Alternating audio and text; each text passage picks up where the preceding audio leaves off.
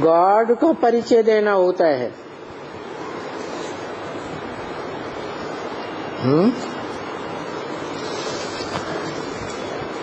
God तो भगवान,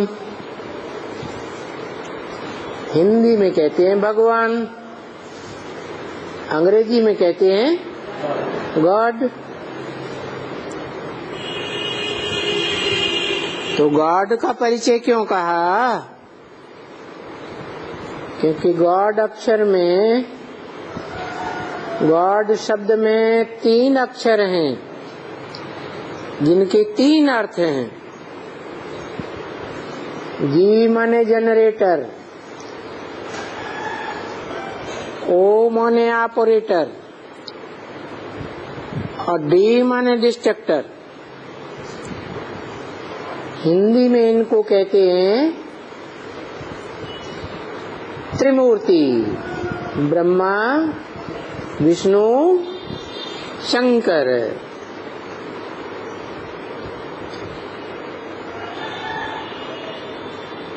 तो 3 मूर्तियों का परिचय देना है या एक का परिचय देना है? हैं? 3 का परिचय देना है। 3 में एक ही है। एक कौन है?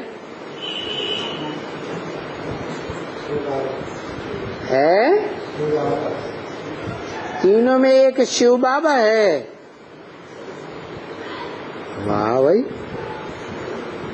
तीनों में एक शिव बाबा है।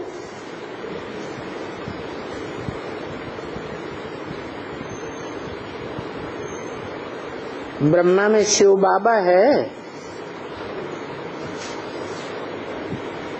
अरे बताओ जल्दी जल्दी। ब्रह्मा अभी तो कहा तीनों में एक ही है। ब्रह्मा में शिव बाबा है। अव्वल नंबर ब्रह्मा में शिव बाबा है।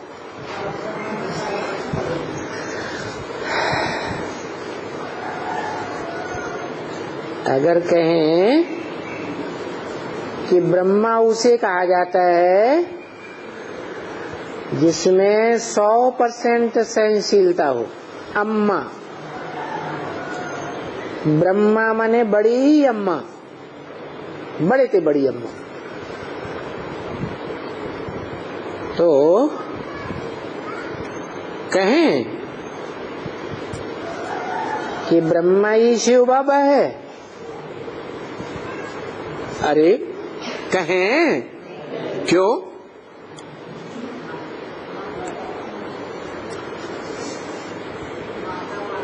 हाँ, कहेंगे सहनशीलता वाली माँ का पार्ट है।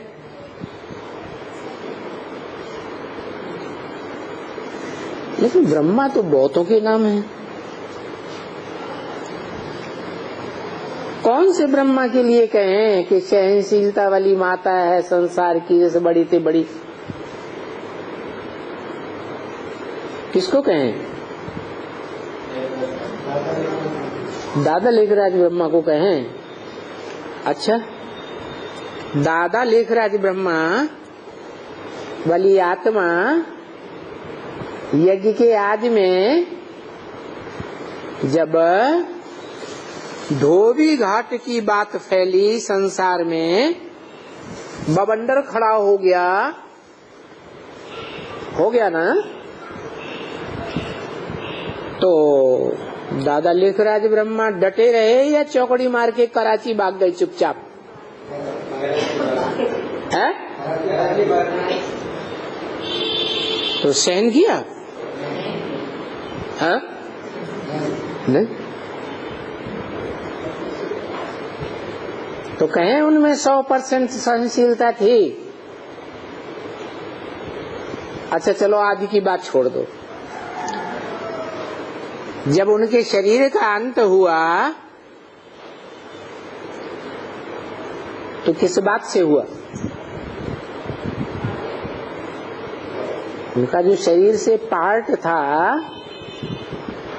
वो पार्ट का अंत कौन सी बात से हुआ जो शरीर ही छूट गया? बताओ बताओ। है? नहीं, हार्ट फेल हुआ। क्यों हार्ट फेल? किस बात से हुआ? है? हाँ, उनको ये दुख पैदा हो गया, अति का दुख हो गया कि जिन बच्चों की मैं इतनी पालना की, उन बच्चों ने मुझे धोखा दे दिया। मैं ब्रह्मा कुमारी ईश्वरी विश्वविद्यालय नाम रखा और इन्होंने तो उसको रजिस्ट्रेशन अपने नाम से करा लिया, मेरा नाम ही उड़ा दिया।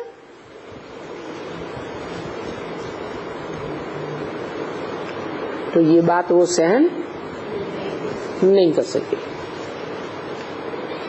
शरीर ही छूट गया।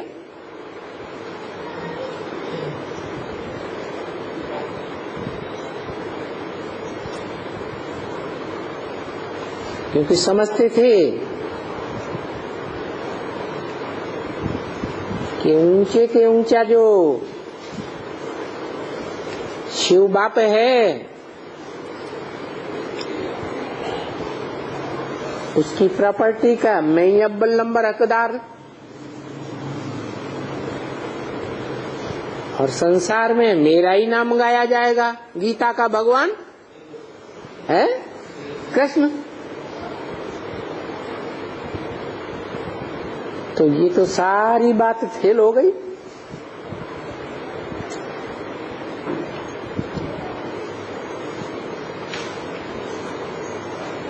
चलो, दादा लेखराज ब्रह्मा न सही ब्रह्मा अव्वल नंबर, तो फिर किसे कहें? है? परम ब्रह्म को कहें।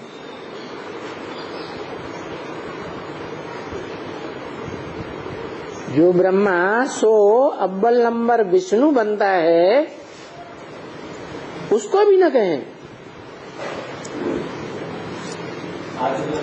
है?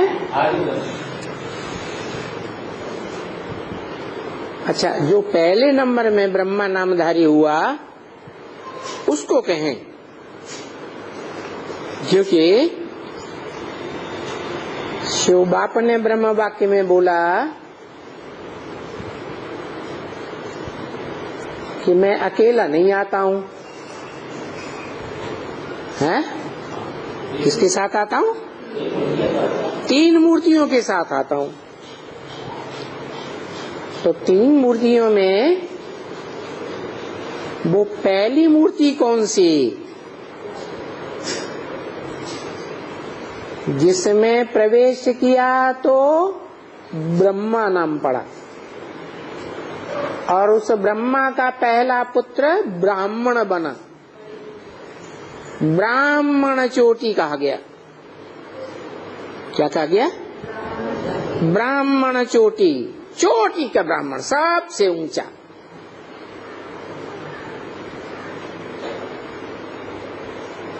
तो वो चोटी का ब्राह्मण किससे पैदा हुआ?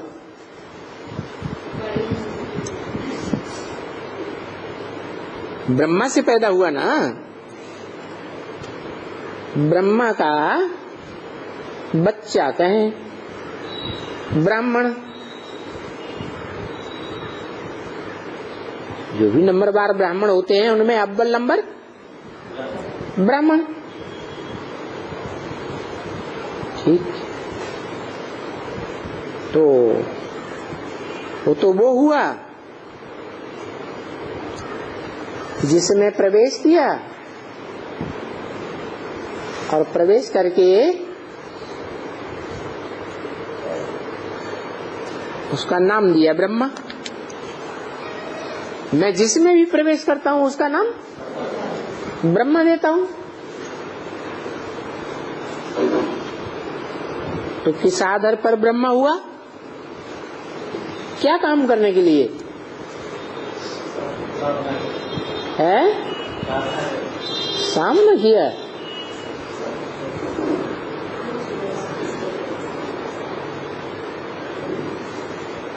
दादा लेखराज ब्रह्मा को साक्षात्कार हुए थे ना, उन साक्षात्कारों को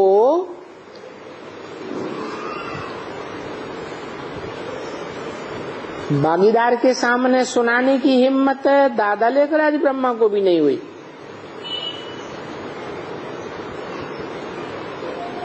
और उन्होंने कलकत्ते में अपनी बड़ी बहन को बताया।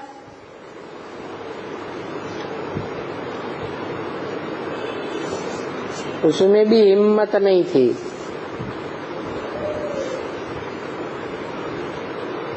कि दादा लेखराज जो बुद्धिवादी था, कहें कि इस दुनिया में दादा लेखराज ने और उनकी बड़ी बहन, ये तो बड़ी बहन को भारत में समझते हैं कि जैसे बड़ा भाई बाप समान, वैसे बड़ी बहन माँ समान। तो उसको भी हिम्मत नहीं हुई। उनके साक्षात्कारों की बात जाकर के भागीदार को सुनाए,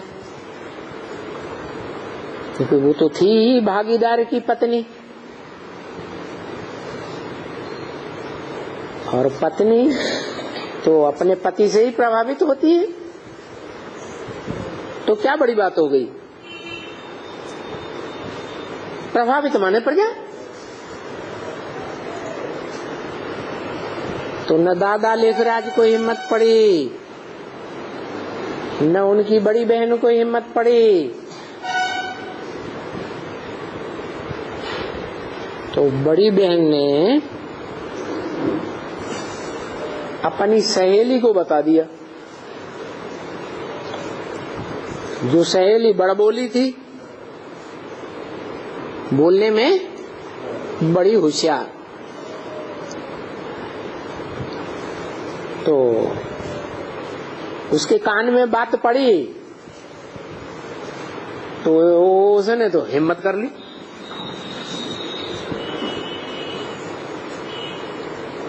क्या हिम्मत की ना?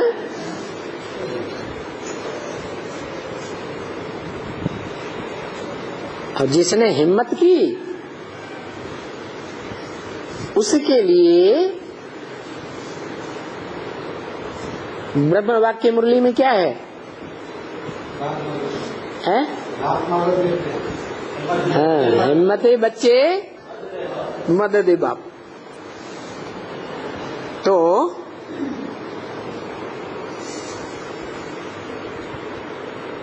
शिव बाप ने उस बच्ची को हिम्मत दे दी।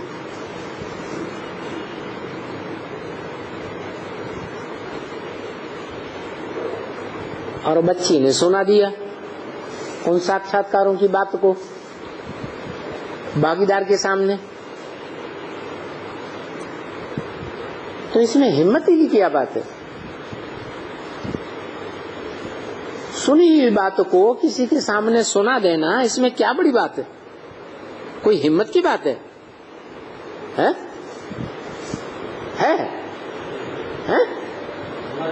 क्या ज्यों की त्यों सुनाना? हाँ, ज्यों की त्यों ही सुनाना, कुछ मिक्स करके थोड़ा ही सुनाया। और तो जो हुआ साक्षात्कार नहीं, ये साक्षात्कार होना, ये स्वप्न होना, ये अंधश्रद्धा की भक्ति की बात है या बुद्धिवादी के प्रूफ और प्रमाण की बात है? भक्ति की बात है। तो ब्रह्म वाक्य मुरली में सुनी सुनाई बातों पर भारतवासियों ने दुर्गति पाई।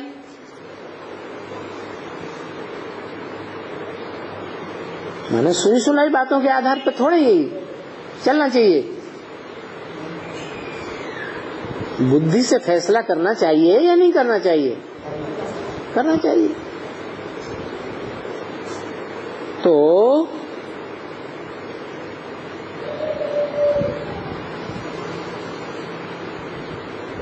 उस माता ने हिम्मत ये कर ली कि जिस बुद्धिवादी भागीदार से, जो ब्रह्मा बाबा का दुकान में 10 साल से भागीदार था, अच्छा विद्वान था, बुद्धिवादी था, तो कोई की बात को, अंधश्रद्धा वाली बात को तो वो मानने वाला नहीं। तो न ब्रह्मा बाबा की हिम्मत पड़ती कि मैं उनको सुनाऊं मुझे साक्षात्कार हुआ होगा, क्या प्रूफ तुमको साक्षात्कार हुआ? ऐसे ही तुम सुना रहे अपना प्रभाव जमाने के लिए।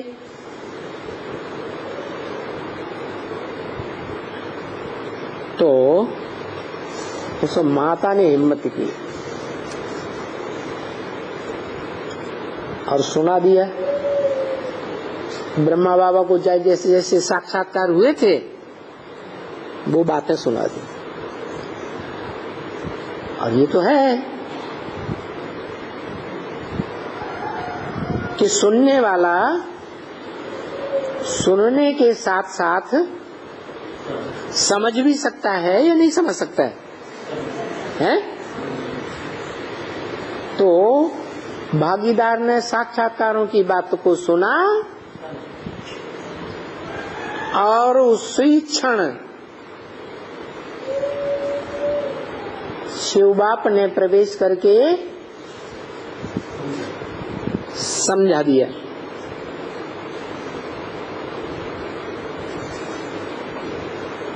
शिव बाप जिस समय प्रवेश करते हैं वो तो किसी को पता ही नहीं चलता, कब आया कब चला गया। ब्रह्म वाक्य है, इन्हें ब्रह्मा को पता चलता है। दादा लेखराज ब्रह्मा को भी नहीं पता चलता था कब आया कब चला गया।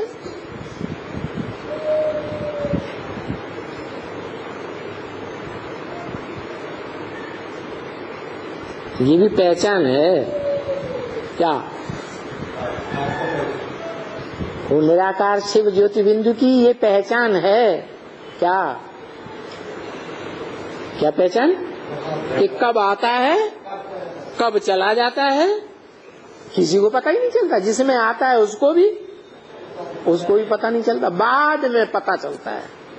अरे ये पॉइंट तो मेरी बुद्धि में था ही नहीं, ये मैंने कैसे सुना दिया।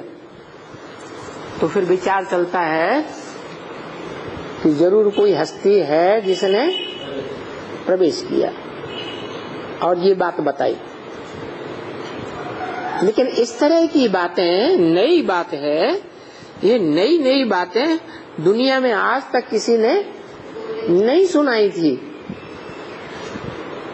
तो निश्चय पक्का हो जाता है कि सिवाय भगवान के और कोई नहीं हो सकता। तो ठीक है, भागीदार ने सुना और सुनने के साथ साथ समझा, और जो सुना और समझा उसके हिसाब से क्लैरिफिकेशन दे दिया साक्षात्कारों का कि ब्रह्मा वाली आत्मा को सफेद पोष का साक्षात्कार हुआ, इसलिए इनको ब्रह्मा के रूप में पाठ बजाना है संसार के सामने। क्या संसार के सामने ब्रह्मा का पाठ बजाना है?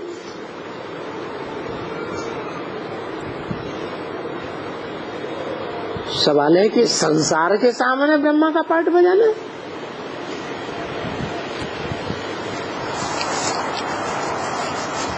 संसार झूठा या संसार सच्चा?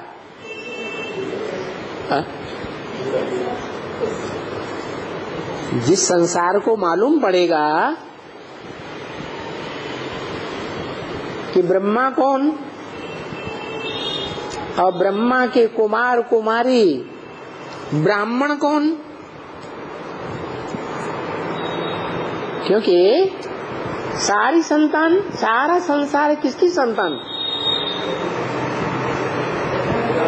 ब्रह्मा की संतान। तो सारे संसार की बुद्धि में यही बैठेगा,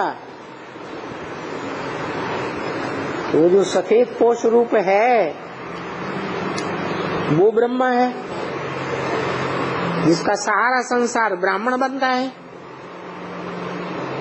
ब्राह्मण बनता है तो कम से कम एक जन्म के लिए जीवन मुक्ति पाने वाला देवता बनता है। क्या बनता है ना? एक जन्म के लिए दिव्य जन्म जरूर लेता है। तो ठीक है, 500 करोड़ ने जाना कि यही ब्रह्मा है, लेकिन जिस 500 करोड़ ने जाना कि ये ब्रह्मा है तो उसने सही जाना या झूठ जाना? क्यों? वास्तव में तो दादा लेखराज ब्रह्मा नाम तो तब से पड़ा जब से ब्रह्मा कुमारी ईश्वरी विश्वविद्यालय नाम पड़ा। कब से पड़ा है? कब से पड़ा? अरे बोलते जाओ धड़ाधड़, जो हिंदी जानते हैं वो तो बोलो। हैं 47 से ब्रह्मा कुमारी ईश्वरी विश्वविद्यालय नाम पड़ा। उससे पहले तो ओम मंडली नाम था ना। क्या नाम था?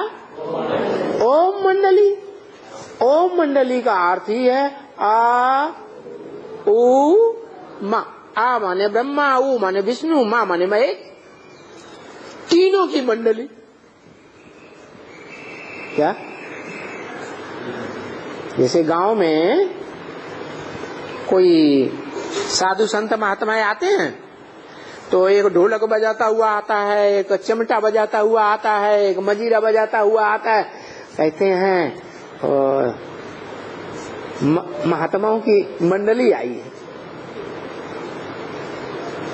छोटे से संगठन को मंडली कहा जाता है। तो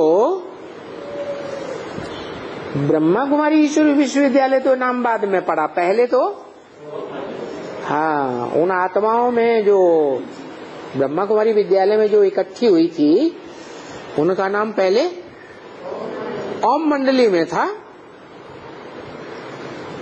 ओम मंडली का अर्थ ही होता है ब्रह्मा विष्णु शंकर। वो तो कोई दूसरे थे।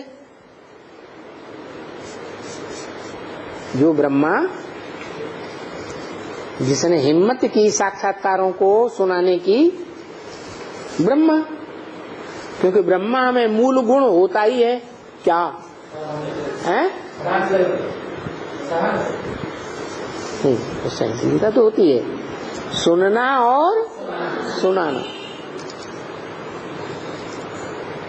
ब्रह्मा क्या करता है? अम्मा करती है सुनना और सुनाना।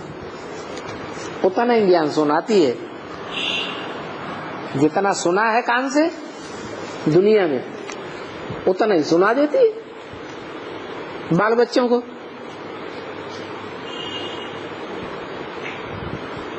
क्योंकि भारत की माताएं बहुत ऊंची पढ़ाई तो नहीं पढ़ती थी, पहले पढ़ती थी हैं? क्यों? क्योंकि बहुत ऊंची पढ़ाई लिखाई तो जो पेट का धंधा करते हैं वो अपने परिवार की परवरिश के लिए पढ़ते हैं। माताओं को तो क्या करना है, घर बार संभालना है, बाल बच्चों को संभालना है। उसके लिए बहुत ऊंची पढ़ाई की जरूरत है, हैं? ब्रह्म वाक्य है, मुरली में बोला, कन्याओं माताओं को पेट के लिए माथा मारने की दरकार ही नहीं। तो भगवान ने जैसा सुनाया वैसा भारत की कन्या माताओं ने फॉलो किया। क्या किया? बहुत ऊंची ऊंची पढ़ाई पढ़ती थी, पढ़ती ही नहीं थी। अरे कोई नई बात सुना रहे क्या? पढ़ती नहीं थी, जानती थी हमें तो घर बार संभालना है, बाल बच्चों को संभालना है, हाँ, परिवार की वृद्धि करनी है, तो किया। तो उन माताओं में पहली माता कौन सी हुई? जिसने सुना और सुनाया। कौन सी माता हुई पहली? है? हाँ, 3 मूर्तियों में से जिसमें प्रवेश करके शिव बाप ने सुना और सुनाया का काम किया, सुनने और सुनाने का काम किया। मोस्टली भारत की माताएं आज भी वही धंधा कर रही हैं। क्या है? दुनिया में जो बातें सुनी हैं परंपरा में, वो बातें बच्चों को सुनाती रहती हैं, कहानियां।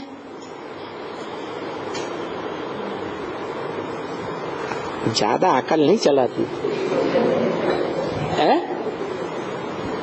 ज्यादा अकल चलाती हैं ना? ज्यादा अकल चलाती नहीं। उन्हें ज्यादा कोई धंधा दौरी करना नहीं है,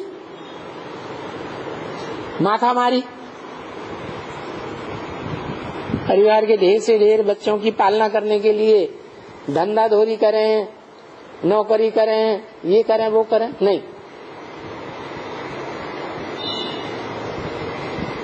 क्योंकि जो बुद्धिमानों की बुद्धि है वो तो भगवान है, और जिसके पास महान से महान बुद्धि है, बड़ा ही बुद्धिमान, दुनिया में उससे ज्यादा बुद्धिमान कोई है ही नहीं। जितना उसमें ज्ञान भरा हुआ है, ज्ञानी कोई बुद्धिमान कहा जाता है। तो वो स्वयं ये चाहता होगा कि मेरे से भी ज्यादा बुद्धिमान कोई निकले, है? बोलो। वो तो ड्रामा में है ही नहीं, ड्रामा में यही न्यूज है कि बुद्धिमानों की बुद्धि, वो गीता में भी लिखा हुआ है। क्या? इंद्रियाणि परान्या हो, इंद्रियां बड़ी प्रबल हैं। गीता की किताब तो आई कि नहीं घर में, है? उसमें लिखा हुआ है कि श्लोक, इंद्रियां बड़ी प्रबल हैं, इंद्रियेभ्यः परम मनः, इंद्रियों से प्रबल मन है, और मनसस्तु परा बुद्धि, मन से प्रबल बुद्धि है। मनुष्यों की बुद्धि जो है पुरुषों की बड़ी प्रबल है कि नहीं? है? देखो आज के पुरुषों ने एटम बम बना लिए, है? इधर से बटन दबाएं, हाँ, उधर कोई देश का देश स्वाहा कर दे। 1 सेकंड में बटन दबाते दबाते कोई बड़े से बड़े देश की राजधानी को ध्वंस कर सकते हैं। कमाल की बुद्धि है।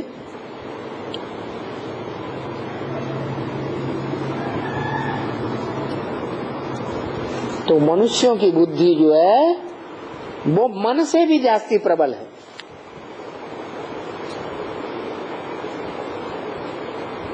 फिर मन से प्रबल मनुष्यों की बुद्धि है, और मनुष्यों के बीच में कोई तो प्रबल होगा, है? मनुष्यों के बीच में वो कौन प्रबल पुरुष है जो सब मनुष्यों के मुकाबले ज्यादा प्रबल है?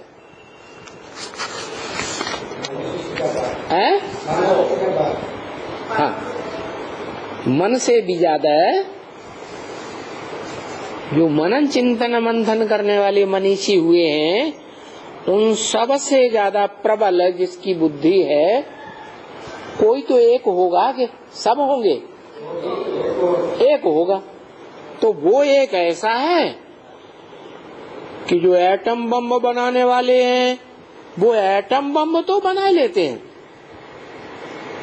क्या हम कोई भी देश को ध्वंस कर देंगे, नष्ट कर देंगे।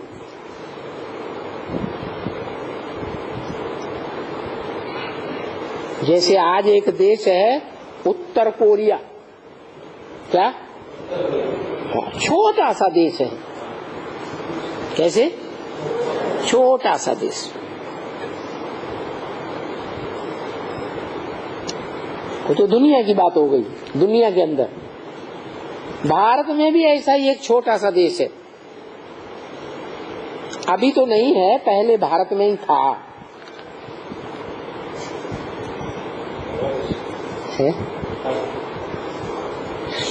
ये जो नेपाल, पाकिस्तान, लंका जो है ना, ये तो बाद में अलग हुए, बांग्लादेश वगैरह। लेकिन पहले ये सब मिलकर के एक ही बड़ा हिंदुस्तान था, भारतवर्ष। तो इन सब के बीच में एक छोटा सा देश है। जैसे दुनिया के उत्तर पूर्व में कोरिया है, दुनियावी तरीके से वो आज संसार के सब देशों को दहला रहा है। अखबार में पढ़ा होगा, टीवी में देखा होगा, नहीं देखा? माताओं ने, माताओं के बच्चे माता मारने से क्या होता है? अपने बाल बच्चे पाले, रोटी दाल बनाए खिलाए, है? तो कोई ने तो देखा होगा। है? कोरिया एक देश है, हाँ, उत्तर कोरिया। तो वो दुनिया के उत्तर पूरब में है। कहाँ है? उत्तर पूरब में। और जो भारत में है, तो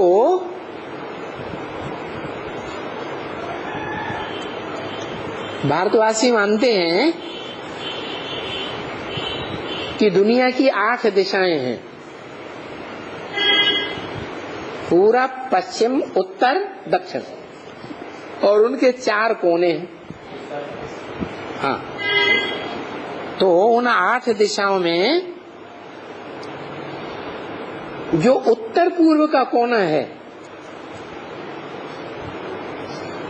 उस दिशा का जो अष्टदेव है, वो बड़ा प्रबल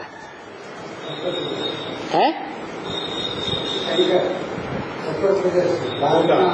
उत्तर प्रदेश में नहीं है, इंडिया। हाँ, अब याद आया, उसका नाम है भूटान। बहुत छोटा सा देश है। जैसे ये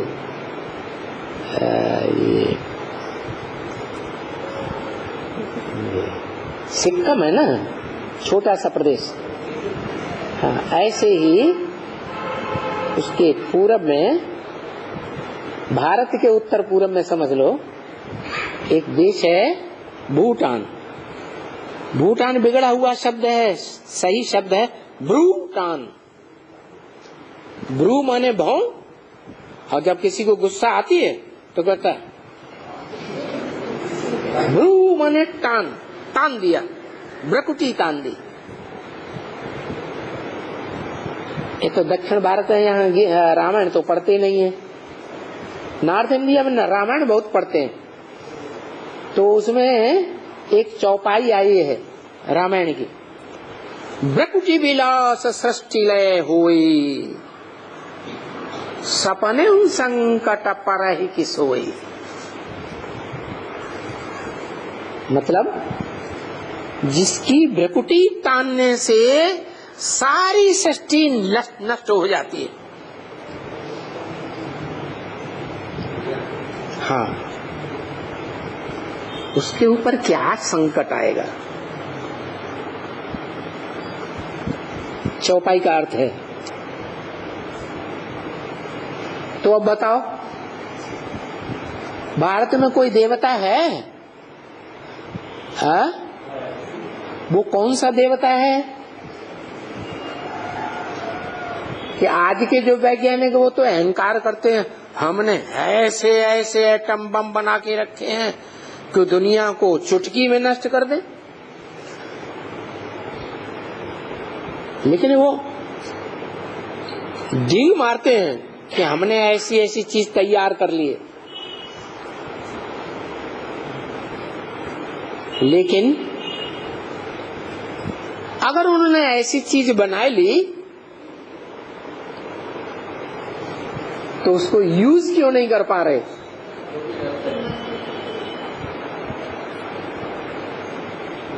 क्या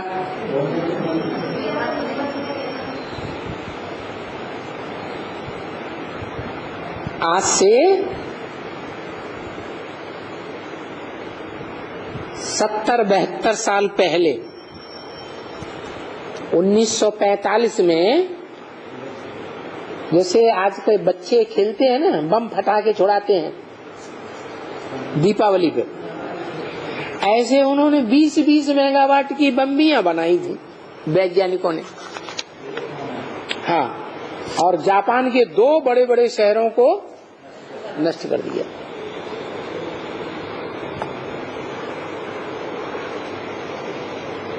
और आज उन्हीं वैज्ञानिकों ने हजारों हजार वाट के एक एक देश में ढेरों बम बना के रखे हुए। कितने साल हो गए?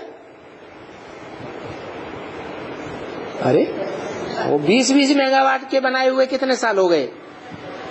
70 इयर्स।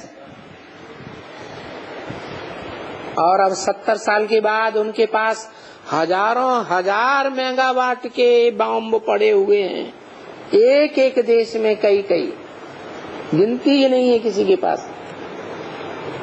लेकिन उनमें हिम्मत नहीं है क्या कि उनका विस्फोट कर दे। तो वो बड़े बड़े वैज्ञानिक समझते हैं कि इस दुनिया में हम ही बड़े ताकतवर, लेकिन उन्हें पता ही नहीं है कि भारत का एक वैज्ञानिक है जो इतना बड़ा विज्ञानवादी है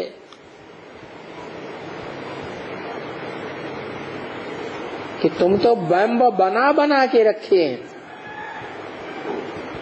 उसके पास जो योग बल का परमात्मा बम है वो इतना बड़ा तैयार हुआ पड़ा है कि तुम्हारे बम्बों को, बम्बियों को, सारे देश में जितनी बनाई हुई रखी है सब का ध्वंस हो जाएगा। सारी दुनिया ही ध्वंस हो जाएगी, एक भी नहीं बचेगा।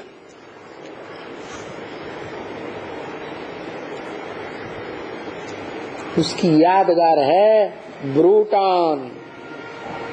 क्या? भूटान। और उसका इतना अच्छा संगठन है, यूनिटी। उस देश का, छोटा सा देश, उसका इतना अच्छा यूनिटी, अच्छी यूनिटी है कि उसके राजा ने देखा कि सब देशों में दुनिया में प्रजातंत्र राज्य पसंद कर रहे हैं, तो हमारी प्रजा को कहीं दुख न हो जाए कि हमारा राज्य क्यों नहीं, हम भी तो अपने देश की प्रजा हैं। तो उसने खुशी खुशी सबको बताया, प्रजाजनों को, तुम अपना राज्य बनाओ, प्रजातंत्र चलाओ, मैं भी उस प्रजा में प्रजा बन के रहूंगा। लेकिन उस देश की प्रजा ने माना ही नहीं।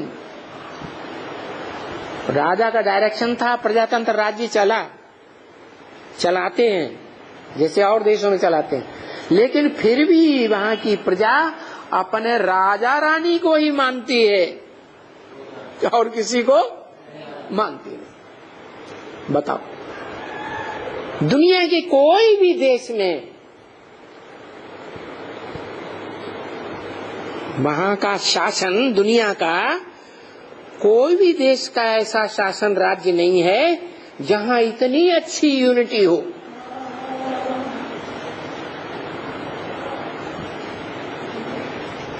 एक के अंडर दी कंट्रोल चलने वाली प्रजा।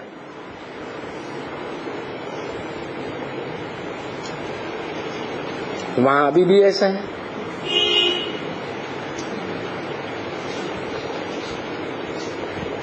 तो वो कहाँ की यादगार है?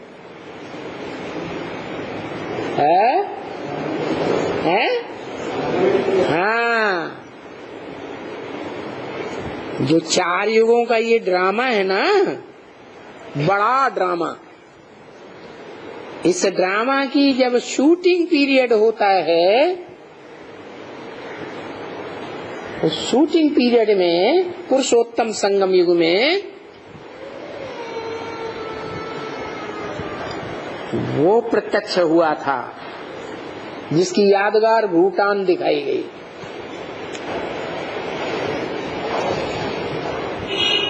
सूर्यवंशी राजा, सूर्य के समान, ज्ञान सूर्य का हो, जिसकी ज्ञान की रोशनी इस दुनिया की 500-700 करोड़ सारी मनुष्य आत्माओं ने स्वीकार कर ली थी।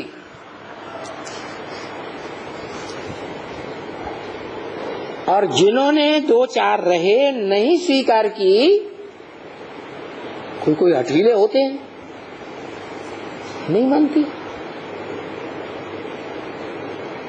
जैसे इस दुनिया को चलाने वाले धर्म पिताएं हुए, इब्राहिम, बुद्ध, क्राइस्ट वगैरह वगैरह। तो क्राइस्ट जैसे तो बड़े ग्रेट फादर्स हो गए दुनिया में।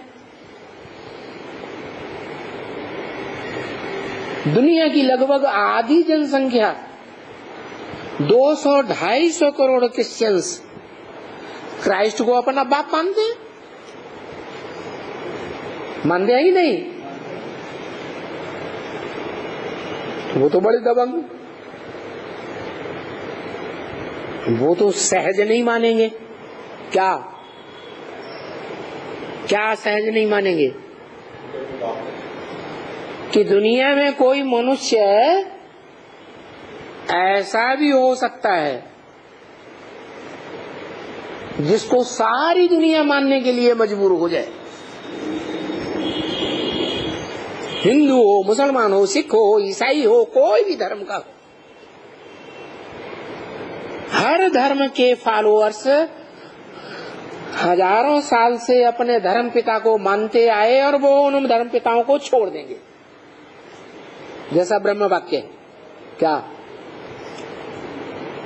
याद आया? ब्रह्म वाक्य मुरली में एक वाक्य आया है, नहीं याद नहीं रहा? अरे है?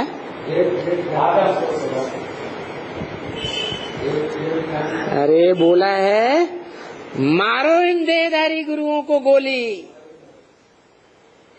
क्या बोला? और गीता में भी वो वाक्य आया है, याद आया क्या? गीता में भी एक श्लोक आया है, सर्वधर्मान परित्यज्य माम एकम शरणम ब्रज। 7 धर्मों को मारो गोली, त्याग दो, लात मार दो, कट।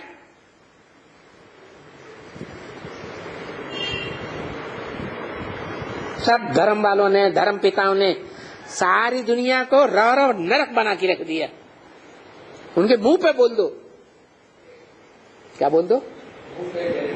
उनके मुंह पे बोल दो, थूक दो, तुमने और तुम्हारे फॉलोअर्स ने इस दुनिया को क्या बना दिया? रौरव नरक बना दिया, हेल बना दिया, बाढ़ बना दिया।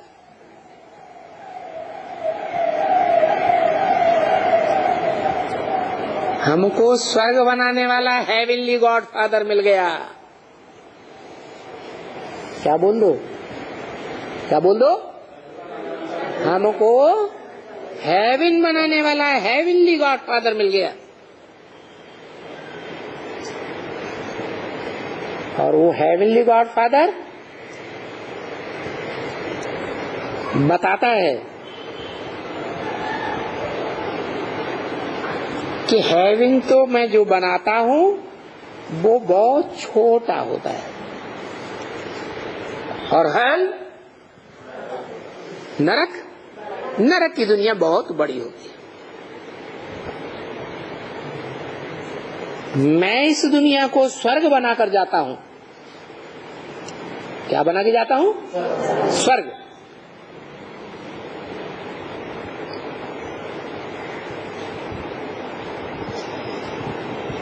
तरीका भी बताता है। मैं सदैव इस दुनिया में आकर भी स्वस्थिति में स्थित होकर रहता हूं। स्व माने आत्मा, ज्योति बिंदु, जिस आत्मा की यादगार भारत की माताएं आज भी बिंदी लगाती हैं। कौन? भारत की कन्याएं माताएं उस आत्मा की यादगार आज भी बिंदी लगाती हैं।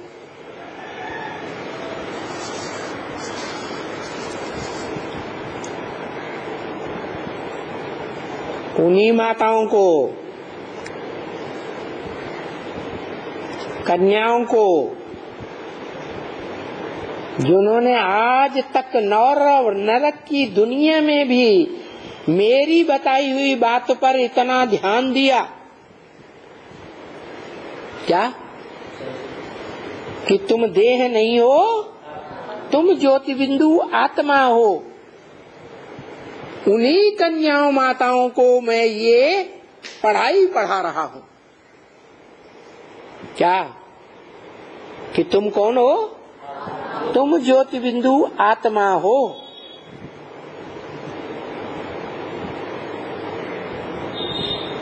और माताओं को भी कन्या बना देता हूं। क्या कहा?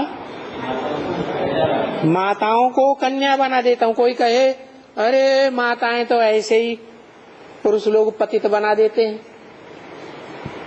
उनको क्या ऊंचा उठाओगे? तो वो कहता है, वो क्या कहता है? मैं सदा स्वस्थिति में रहने वाला माताओं को ऐसा ज्ञान सुनाता हूं जिससे वो सदा स्वस्थिति में रहने की प्रैक्टिस करने में पक्की हो जाती। इसलिए वो कन्याएं माताएं मेरे साथ हेवन अर्थात स्वर्ग का गेट खोलने के लिए निमित्त बन जाती है।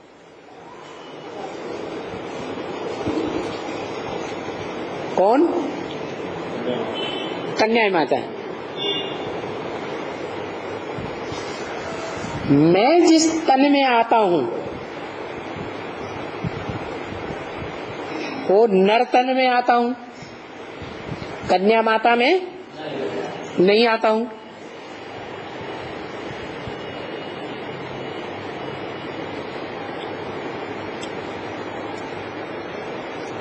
तो जिस नर तन में आता हूं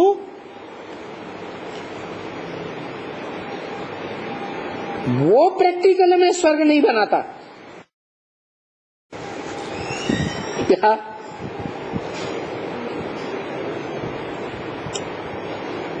कि मैं जिस तन में आऊं वो इस दुनिया को प्रैक्टिकल में स्वर्ग बनाए तो पार्शलिटी हो जाए। कि मैंने जिसके संग का रंग लिया, संग का रंग दिया, तो आसक्ति हो गई, उसके द्वारा स्वर्ग बनाया। लेकिन मैं ऐसा नहीं करता हूं। मैं जिस नर तन में आता हूं, उस नर तन के द्वारा ये साबित कर देता हूं। क्या क्या साबित कर देता हूं? कि नर नरक बनाता है। क्या नर क्या बनाता है? और सबसे बड़ा नरक वो ही बनाता है जिसमें मैं प्रवेश करता हूं। नरक कैसे बनता है? अपवित्रता से नरक बनता है, व्यभिचार से नरक बनता है, और पवित्रता से स्वर्ग बनता है। दुनिया की दूसरे देशों की कन्याएं माताएं वो पवित्रता को धारण नहीं करती जीवन में, कि मेरा तो एक, दूसरा न कोई, मेरा तो एक पति परमेश्वर है, दूसरा ना कोई। ये दुनिया की जो विदेशी औरतें कन्याएं माताएं हैं वो इस गुण को धारण नहीं करती, लेकिन भारत की कन्याएं माताएं इस गुण को धारण करती है। क्या? इसलिए उन कन्याओं माताओं को मैं टाइटल देता हूं भगवान की गौएं। जानवरों में गौएं बड़ी सीधी सादी स्वभाव की होती है। गौओं को जिस खूंटे से बांधो, जीवन भर उसी खूंटे से बंद कर रहते हैं जहां मालिक बांधे, पालने वाला। ये मिसाल दिया, बाकी भगवान बताता है मैं कोई जानवर गौओं को पढ़ाने के लिए नहीं आता हूं, उनकी पालना करने के लिए नहीं आता हूं, मैं तो ह्यूमन गौओं को पालने के लिए आता हूं। भारत की खास कन्या माताओं को पालना देने के लिए आता हूं, जिन कन्या माताओं ने जन्म जन्मांतर, क्या जन्म जन्मांतर स्वर्ग से लेकर के रौरव नरक दुनिया जब तक बनती है तब तक भी मेरे आदेश का पालन किया।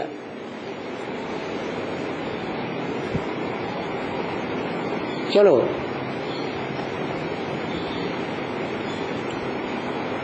शुद्ध रूप में पालन नहीं कर सके कि मैं ज्योति बिंदु आत्मा हूं, फिर भी यादगार तो कायम रखी ना।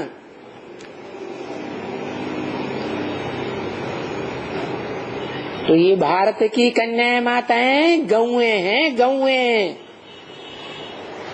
कैसी गौएं? इन कन्याओं माताओं को, भारतीय कन्याओं माताओं को जीवन में कोई भी जन्म में देख लो, माता पिता ने जिस खूंटे से बांध दिया जीवन में, सारा जीवन उसी खूंटे से बंद कर रही। हिस्ट्री की बात है क्या? हिस्ट्री के बाहर की बात छोड़ दो। हिस्ट्री 2500 साल की मनुष्यों के पास है। मनुष्यों से हिस्ट्री में जो मनुष्यों ने बनाई है, उस हिस्ट्री में देख लें हजारों साल से कि भारत की ये गौएं, भगवान की ये गौएं इतने सीधी साधी स्वभाव के रही। गौ स्वभाव दूसरों को दुख देता है या गौ सुख देती है? है?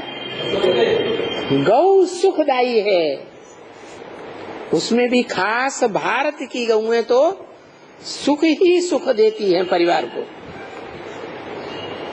कितना सुख देती हैं।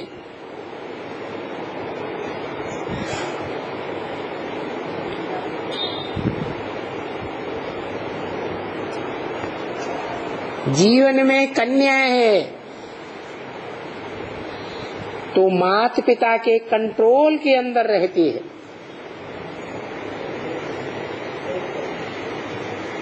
कन्या से नौजवान बनती है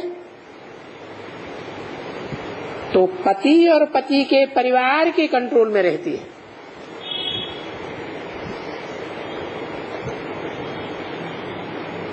और जब खुदान खास्ता पति शरीर छोड़ दे या कहीं चला जाए, सन्यासी होके चले जाते हैं ना, तो भी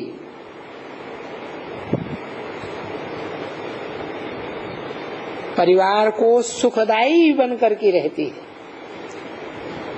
और इसका मिसाल है शास्त्रों में।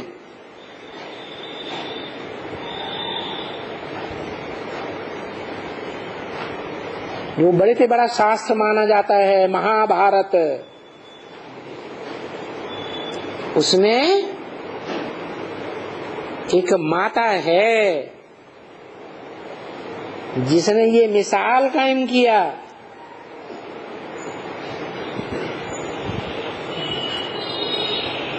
कि परिवार की वृद्धि के लिए परिवार के साथ ही जीवन भर रही, भले पति ने शरीर छोड़ दिया।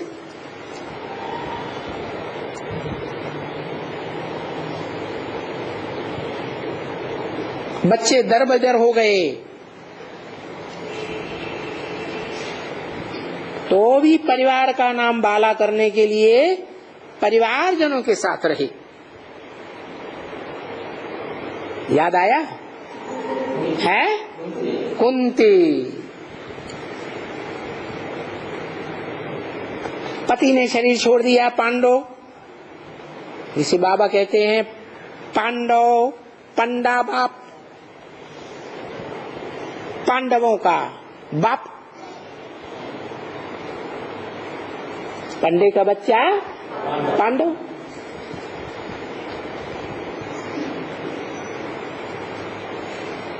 उनको परिवार वालों ने देश निकाला दे दिया। किसको? पांडवों को। पांडवों ने कहा भी माँ को चलो हमारे साथ, मना कर दिया। नहीं, मैं अपने परिवार की पत नहीं गंवा सकती, मेरे पति का परिवार है। लोग पति मर गया, पति की लाज रख रही है। यानी ये भारत की माताओं की ऐसी स्टेज रही एक के ऊपर जीवन भर कायम रहने की।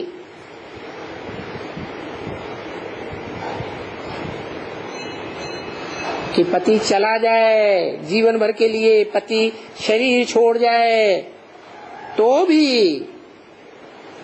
पति के ही गुण गाती रहती है, दूसरी शादी नहीं करती।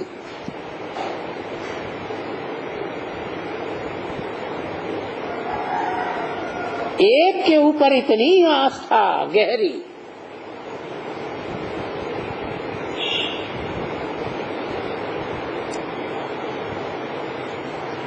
कि मेरे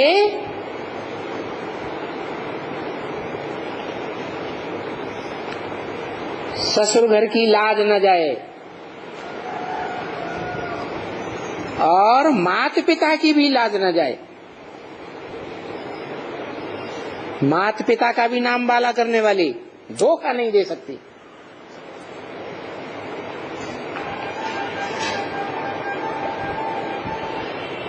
माता पिता ने दान दिया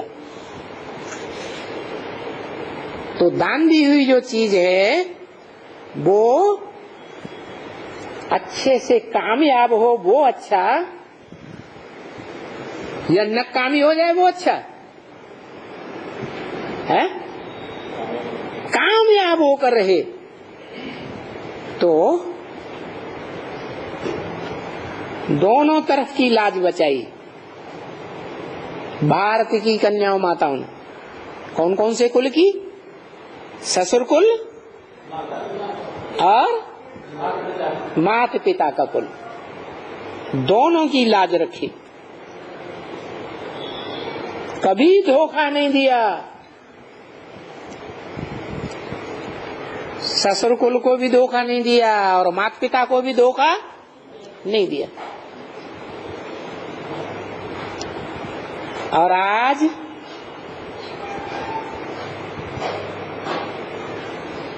जो मनुष्य हैं इस संसार के,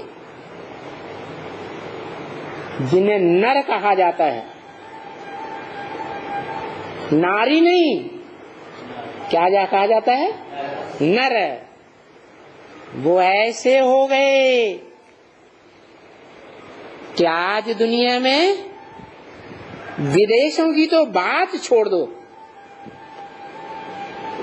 विदेशियों से प्रभावित होकर के भारत की कन्या माताओं की ये हालत कर दी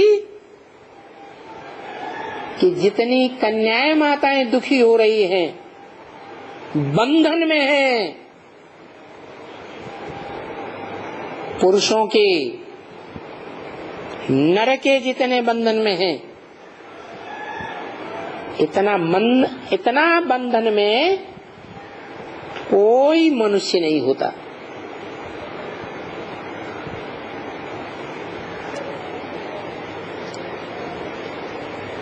खास करके माताएं।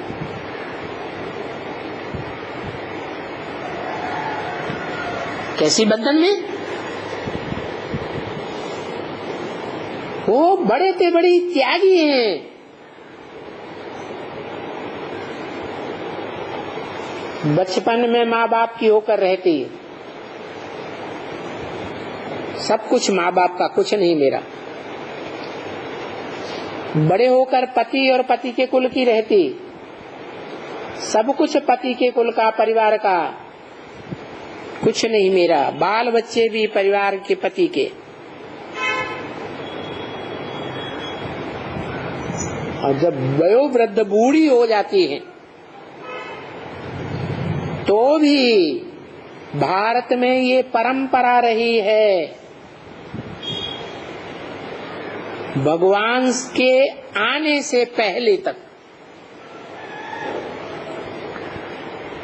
कि भारत की माताएं बूढ़ी होने के बावजूद भी परिवार की संपत्ति की हकदार नहीं बनी। क्या? परिवार की सारी संपत्ति बच्चों को सौंपी है।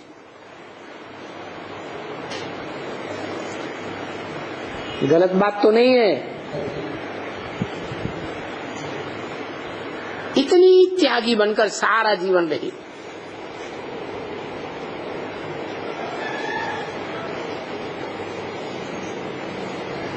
आज उन कन्या माताओं का भारत में कोई मान नहीं रहा।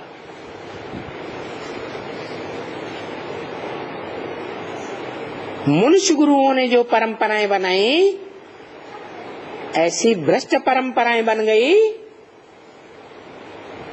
कि हर देश की बात छोड़ दो, खास भारत में,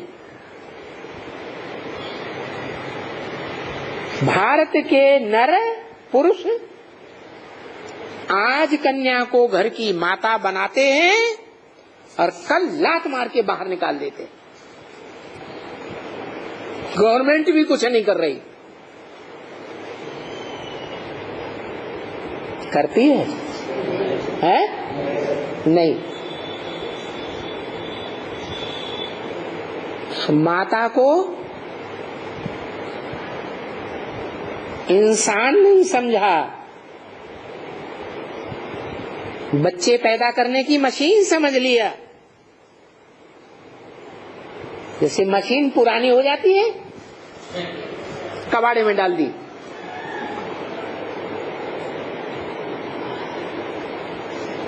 कोई उसका धनी धोरी नहीं, कोई उसका रक्षक नहीं।